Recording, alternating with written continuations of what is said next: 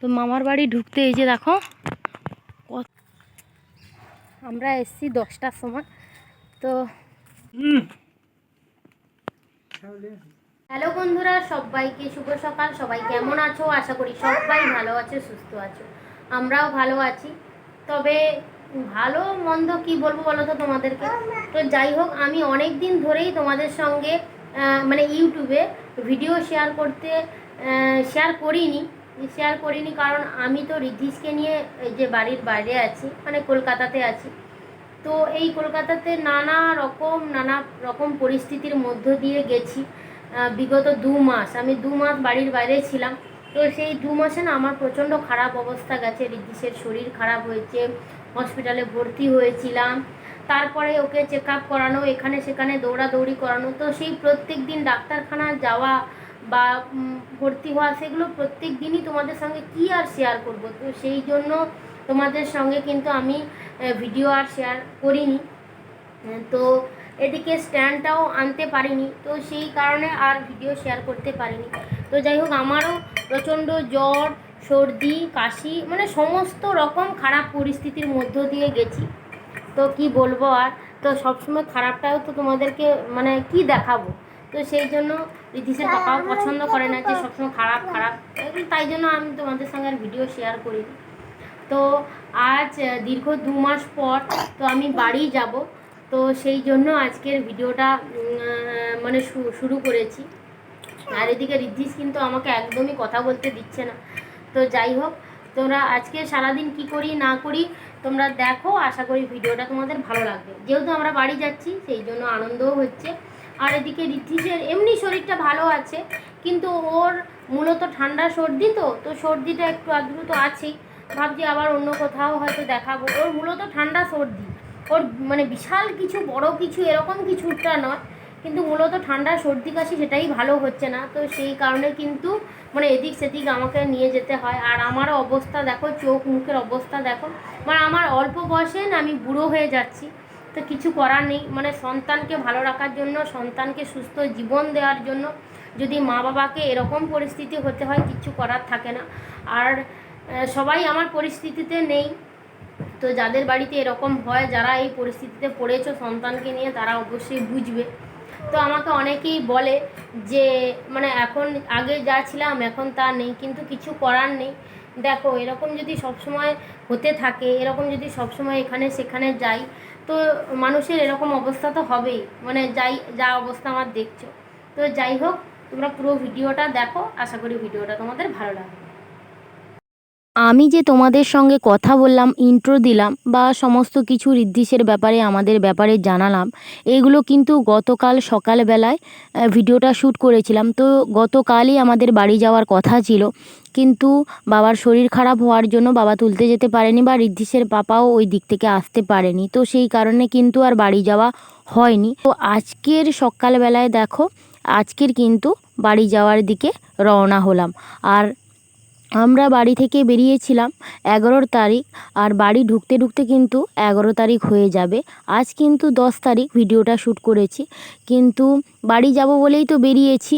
তো বাবা বাসে তুলে দিয়ে তো বাবা কিন্তু অফিসে চলে গেছে।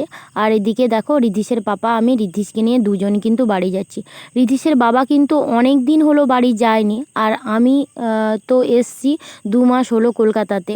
তো আমি এসেছিলাম শুধুমাত্র রিদ্ধিসকে ডাক্তার দেখাবো, ভালো একটা মানে সুস্থভাবে যাতে থাকতে পারে, সেই জন্যই। কিন্তু এখানে এসে দেখছি ওর বারে বারে শরীর খারাপ হয়ে যাচ্ছে, অসুস্থ হচ্ছে। ওর ভেতরের কোনো প্রবলেমের জন্যই হচ্ছে, যে এখানে এসেছি বলে তা নয়। যাই হোক, তোমাদের সঙ্গে অনেক দিন ধরেই আমি ভিডিও শেয়ার করিনি, যেহেতু গত 2 মাস আমি কলকাতায় কাটিয়েছি। তো সব সময় আমি ডাক্তার দেখানো, হসপিটাল, এটা সেটা সবসময় তো কাটিয়েছি, সেইগুলো তোমাদের সঙ্গে আর কি দেখাবো, কি শেয়ার করব। তো রিদ্ধিসের শরীর খারাপ হওয়ার জন্য হসপিটালেও আমি 8 দিন মতন ওকে নিয়ে ভর্তি ছিলাম। তো সেই পরিস্থিতি তোমাদেরকে আর কি দেখাবো, কি জানাবো। তো সেই জন্য আর কিন্তু ব্লগ ভিডিও শেয়ার করতে পারিনি। তো যাই হোক, বাড়ি যেতে যেতে আমার মানে মামা শ্বশুর মামিমা, তো ওরা ফোন করলো যে ওনাদের বাড়িতে যাওয়ার জন্য। তো আমাদের বাড়ি যেতে যেতে মানে কলকাতার অর্ধেক রাস্তাই কিন্তু মামার বাড়ি। তো সেই কারণে ঋদ্ধিসের বাবা বললো যে অনেক দিন ধরে ডাকছে, তো কোনো মানে যাওয়া হচ্ছে না, কারণ আমাদের বাড়ি থেকে অনেকটাই রাস্তা হয়ে যায়। তো সেই কারণে যাওয়া হয় না। আশেপাশে হলে যাওয়া হয়, যেমন আমার বাবার বাড়ি বা দিদি বাড়ি আশেপাশে, তো সেই কারণে সবসময় যাওয়া হয়, আসা যাওয়া থাকে। কিন্তু মানে আমার বাড়ি কিন্তু কাছাকাছি নয়, তো কলকাতার অর্ধেক রাস্তা, আবার আমার বাড়ি থেকে কিন্তু কলকাতার মানে মানে মধ্যিখানে, তো সেই কারণে কিন্তু আসা যাওয়া হয় না।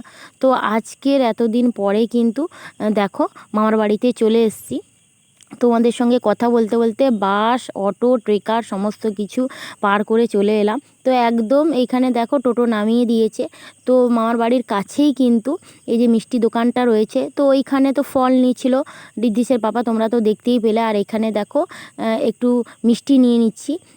মিষ্টি টিষ্টি নেওয়ার পরে দেখো, তো আমি তো ওনাদের বাড়িতে চলে এসেছি। আমি কিন্তু এখনও মানে চুড়িদারটা খুলিনি, তো তারই মধ্যে তোমাদের সঙ্গে ভিডিও শেয়ার করছি দেখো। তো এইখানে মামিমা কিন্তু রান্না করেছিল, আর দুপুরে কিন্তু এই দেখো কই মাছ আর শিঙি মাছ রয়েছে, আর তরকারিটা কিন্তু উনুনে বসিয়ে দিয়ে গেছে ভেতরে। তো এই যে মামার বাড়িটা না কিন্তু মাটির বাড়ি, তো দেখো তোমরা দেখলেই বুঝতে পারবে। আর মাটির বাড়ি এখন কিন্তু দেখাই যায় না। তবে কি জানো তো, এই যে টালির দেওয়া মাটির বাড়ি, তো এই বাড়িগুলোতে কি হয় জানো তো, খুব যে গরম পড়ে না, তখন কিন্তু থাকতে ভীষণই ভালো লাগে। এই যে এখন যেমন প্রচণ্ড বাইরে রোদ গরম, কিন্তু এইসব বাড়িতে মানে ভালোই লাগে থাকতে। তো যাই হোক, ওরা অন্য জায়গায় বাড়ি করবে, তো সেই কারণে কিন্তু এই বাড়িতে এখনও রয়েছে।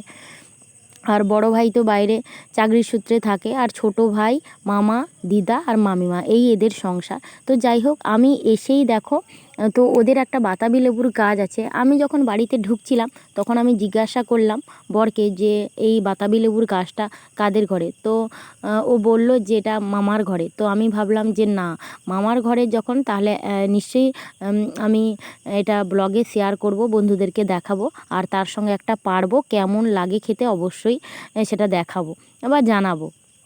তো যাই হোক, সেই জন্য চলে এসেছি। তো আমি কিন্তু এখনও ড্রেস খুলিনি। বড় বাতাবি লেবুর গাছ দেখেই না ছুটে এসেছি বাতাবি বাড়ার জন্য। আমি কিন্তু বাতাবিটা পেড়ে রেখে দিয়েছি। আর এখন দেখো, এখন বাজে কিন্তু 1:30। তো সবাই স্নান টান সেরে নিয়েছি, আর আমার কিছু জামা কাপড় কাচার ছিল, তো এসেই কেচে টেচে কিন্তু রোদে দিয়ে দিয়েছি। আর দুপুরে মামিমা অনেক রান্না করেছিল, তো ওরা তো সবাই খেতে বসছিল, তাই জন্য মানে আর ভালোভাবে শেয়ার করতে পারিনি। অনেক রকমের ভাজা ছিল, মাছ ছিল, মাংস ছিল, অনেক কিছুই ছিল। তো যাই হোক, দুপুরবেলা খাওয়া দাওয়ার পরে একটু শুয়েছিলাম। তো বিকেলবেলা দেখো, আমি যে বাতাবিটা মানে ওই যে সকালবেলা এসেই পেড়ে রাখছিলাম, তো সেটাই মামিমা কিন্তু বিকেলে কেটে রেখেছে। আর এখন বাজে কিন্তু 4টে। আমি এসে যখন দেখি যে বাতাবিটা না সুন্দরভাবে দেখো পেকেছে। ওরা বলছিল যে বাতাবি লেবুগুলো ভালো না, পোকা খেয়ে যায়, পড়ে যায়, এরকম বলছিল। তো আমি যখন গাছ থেকে পেড়ে আনলাম, দেখছি না না বেশ ভালো। তো দেখো, তোমরা দেখেই বুঝতে পারবে বেশ সুন্দর। তো যাই হোক, স্বাদও ভালো ছিল।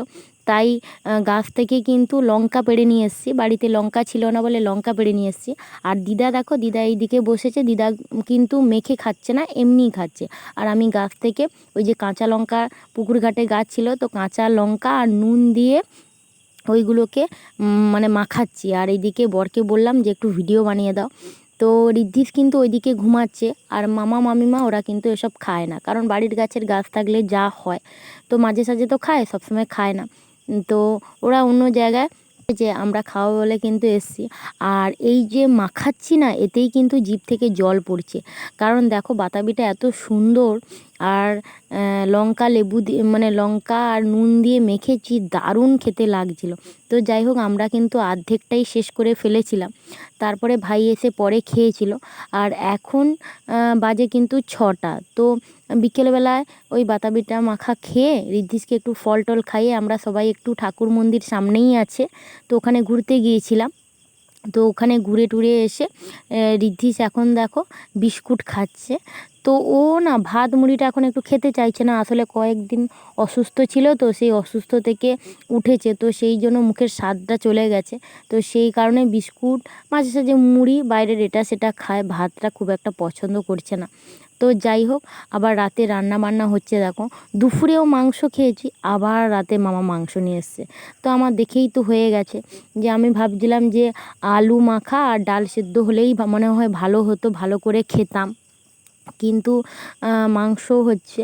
আর মানে মাংসটা খুব একটা ভালোও লাগছে না, কারণ আমরা তো মানে বাইরে ছিলাম তো।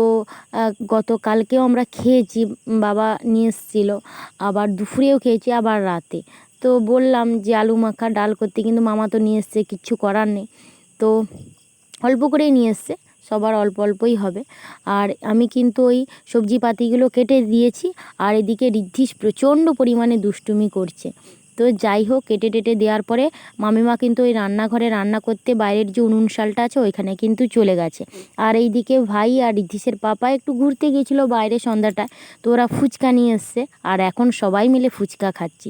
তো চলো আজকের ভিডিওটা এখানেই শেষ করছি, বাইকে টাটা।